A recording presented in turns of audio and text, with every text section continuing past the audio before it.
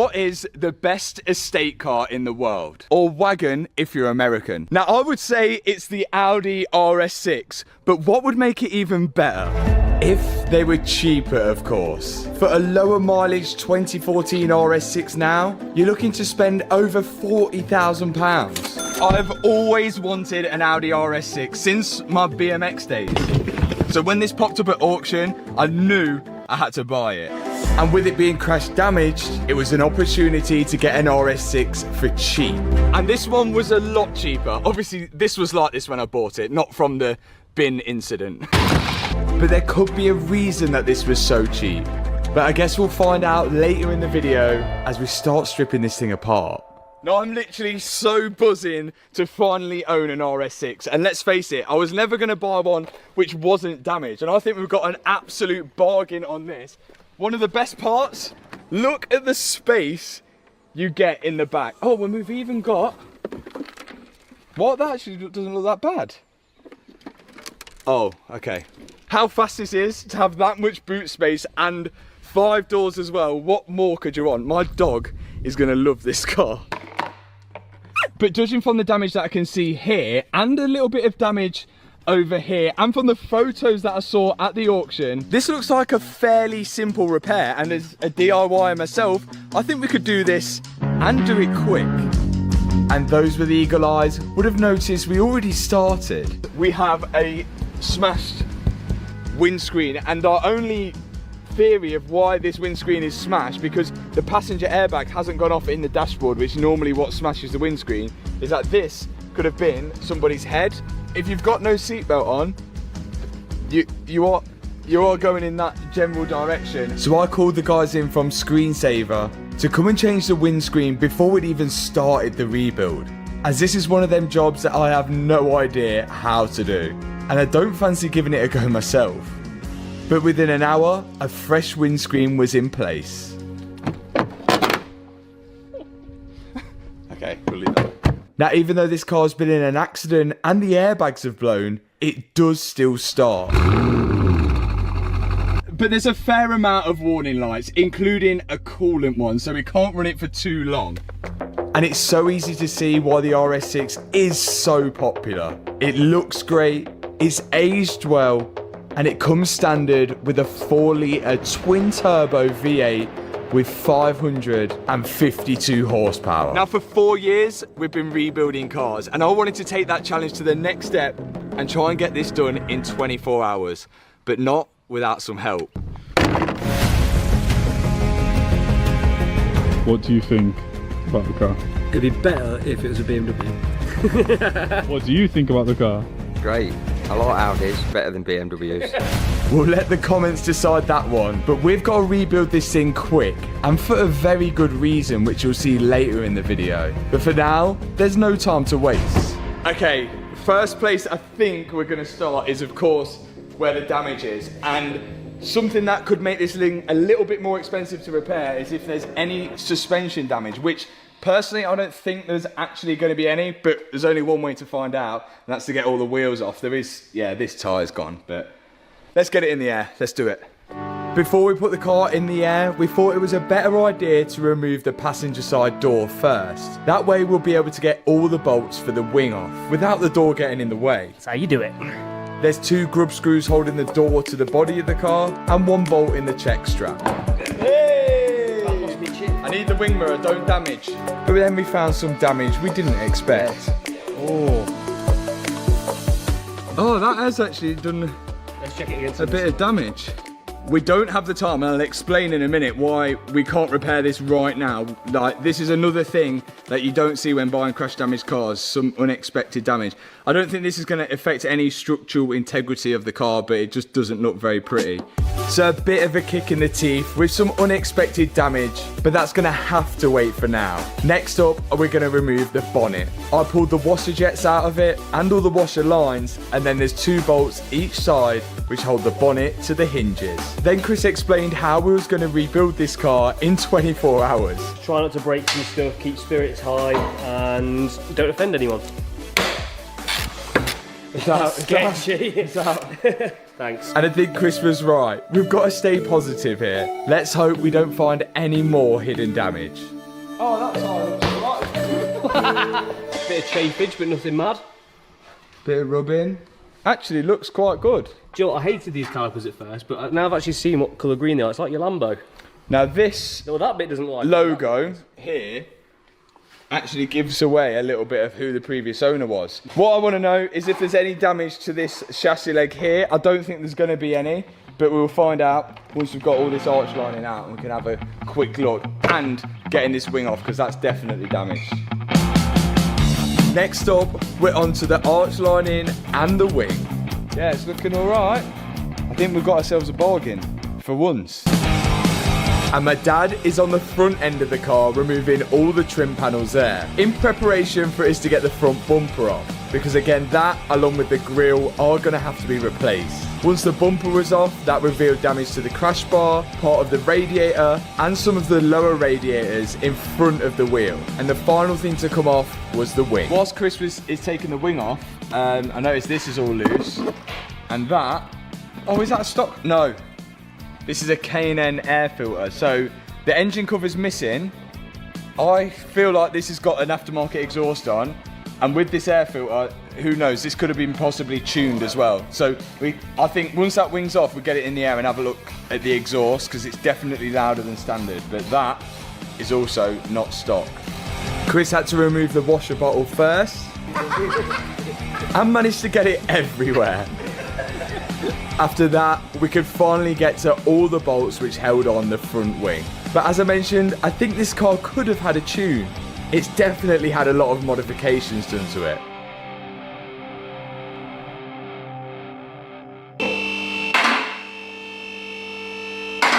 Well, as I suspected, there's a Miltech exhaust on it. Oh, there's still catalytic converters, I can see them up there. This looks quite old though. I mean, it's going all the way back. It's pretty much like a straight pipe to two big. Is it valved? Oh, it has on the top there. Ah, yes. So there are valves on it, but I think it sounds pretty good for what's going on there. I don't think that's like that. Look, the airbag's completely off though. Oh yeah, look. Doesn't look good, The does it? airbag's No. not come off. Oh. The Rs6 use air suspension as standard, and the rear bags don't look like they're sitting right. None of them are sitting in their seats, are they? We'll have to see when we lower it down if they're sitting in the Unless seat. it's... Watch your hand if it goes boom. We don't think that this is caused by the accident. We think maybe just by putting it up in the lift, but they won't go back into the original seats. Reckon it's broken. We'll have to see when we put it down where it sits. I think there might be a jacking mode. Yeah, and you might have to put it in the jacket mode like the Bentley. In fact, let's find the full history of this car out, which I did check out before I bought it, but now I'm going to show you guys as well, which has got a little bit of history that we're going to show you on screen now as well. The brand you can see here, Mental, or better known as Mental Monkey, is owned by Aaron Lambo. Along with many other things, he modified cars and then gave them away through his raffle company. I found this video on YouTube of my Rs6 being given away to one of his lucky winners. Best of luck. Please. Safe journey. Yeah, go outside, mate. Look after it. Congratulations. But it doesn't look like the winner crashed the car. This video was put out on November 15th, 2021. And when I go over to the car vertical check, I can see on the timeline that the ownership was changed in November 2021. But later in February 2022, an ownership was changed again. So perhaps the winner sold the car and the new owner in August crashed it. And we can see on the car vertical report that it was categorised as a Category S, structural damage, which maybe we're yet to find. On the rest of the report, I can see that the mileage all lines up, and it's not been recorded as stolen, and there's no outstanding finance on there. There's definitely something not right with this air suspension. I think we've got to let the air out of the suspension, so then we can reseat it and onto the arm, because that does not look right. Especially, well, it looks like it's trying to come out of the arm, but yeah, didn't expect that. But all of that will have to wait because we need to pay our attention to the front of the car. Right now we're removing all the under trays to see if there's any damage to the engine or any leaks. But all looks good. So now I'm back onto the radiator pack and the crash bar at the front. We've got to remove this broken crash bar out the way. Whoa! And now I can access the radiator pack. This is the aircon condenser here. Behind it is a cooler for something else, and behind that is a cooler for the engine. What we're trying to do is take this off without taking the pipes off, so we can move this out of the way of the other pipes. That's because it's got aircon gas in it, and if we take the aircon gas out, we're gonna have to pay for it to go back in. So we're trying to preserve that, save money, and also save us time. And the environment. And the environment. So we've got to slide it off, but it's a bit of a challenge. It'd be a lot easier just to lose the aircon gas, but you're not supposed to let it out in the environment. You can get a fine for that. And it's quite bad. Yeah, but we might be doing it in a minute.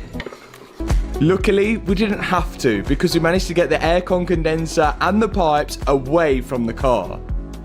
And now we can work on removing the full radiator and everything else on its own. We're just trying to get everything disconnected that's connected to this front slam panel so we can remove it away from the car. Intercooler pipes, water-cooled pipes, cables, everything. Fast.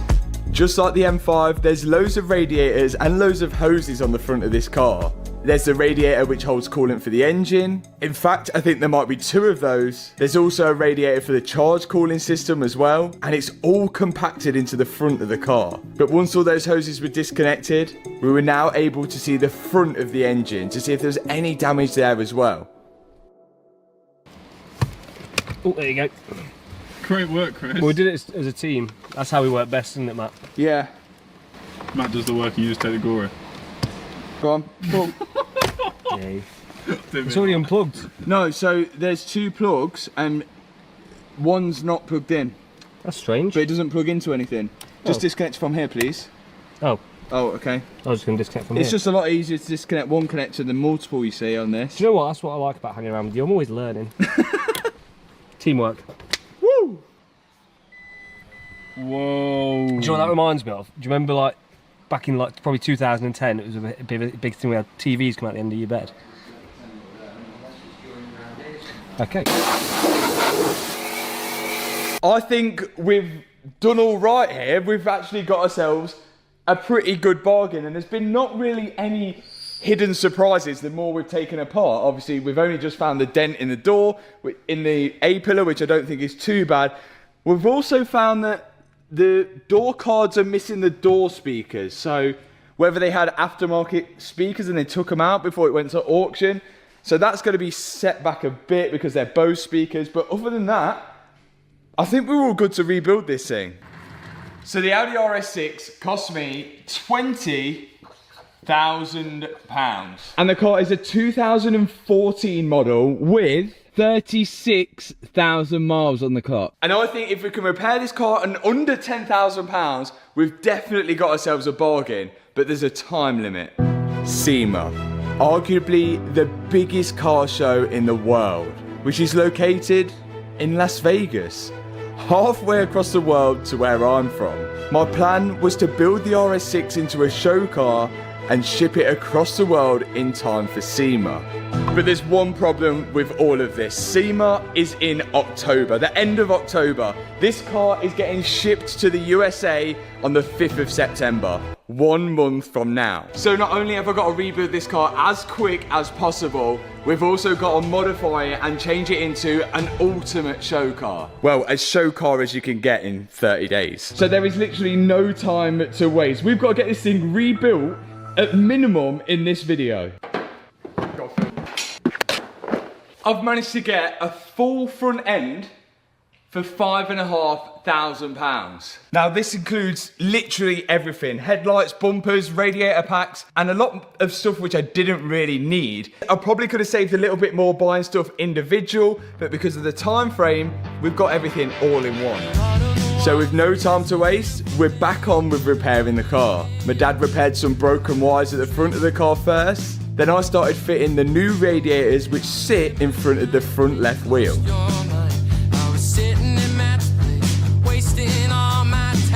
I later found that the plastic shroud had to come off because it's going to get in the way of the rad pack which we're about to fit now.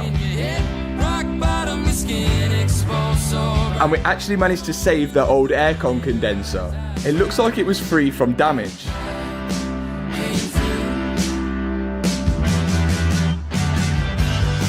With the brand new second-hand rad pack in place, we can now fit the crash bar, and this protects the whole front end of the car. There's 2 bolts each side of it which hold it in. I noticed on the side there was a few riv nuts which were pulled out of the frame of the car. But with the riv nut tool and some fresh riv nuts, we was able to replace them quite easily. I'm pretty sure these are used to hold the bracket which holds the front wing or fender if you're American to the frame of the car. And now Chris is testing out the new riv nuts. That ain't going anywhere. What did you say? Lights are not fitting. Why are they not fitting? The different plugs. Different plug. Oh no. Everything was going so well until my dad decided to break the news to us that the new headlights with the front end we got weren't going to fit. The plugs were completely different. The new front end is off a facelift Audi Rs6 and I have the pre-facelift one. But I thought it'd just be the case of coding the headlights to get them to work, not the fact the plugs are different. See, look, the facelift one looks a bit more, it's like smoked inside. It looks a bit more evil than that one. It's got LEDs, but the plug is different. Just found something from another YouTube.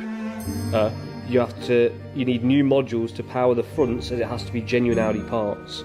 So maybe Audi sells something that you can, almost like a conversion. We now had to decide whether it was worth the hassle with trying to make the facelift ones work or resort back to the originals and buy a new one. But first we wanted to see whether they actually fitted in the bumper. Oh, it does fit then. So all they changed on the facelift is literally the headlight. So and they've changed the grille. They've changed this. It says now Quattro. So the pre-facelift lights fit into the facelift bumper. And worst case, I found a pre-facelift headlight for £395 on eBay. But how much better did the facelift lights look?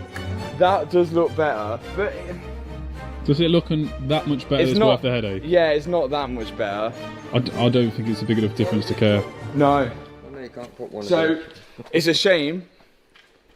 Looks like 395.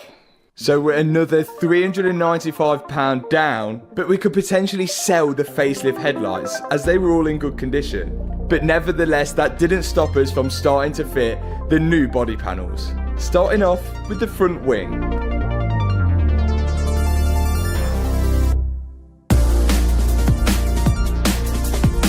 We're going to put the facelift lights in just for looks, and then obviously replace it when we get the other one.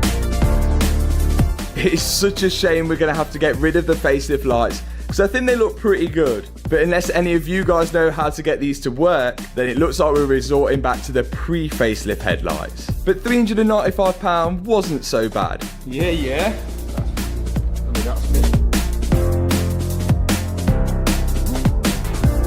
Next up is the bonnet, and you may have noticed it's a slightly different shade of black, just like the rest of the front end. And I'm not going to worry too much about all the panel gaps just yet, because you'll see in the future episodes that there's still a lot more to do. In the meantime, I sent Matt, my cameraman, to go and replace the damaged tyre. We're back at Wheelmania, and once again, they're here to save the day. Now, we ordered a tyre yesterday, and they've managed to get it next day. So let's get it fitted and back to Matt, so we hopefully can get this car running and driving.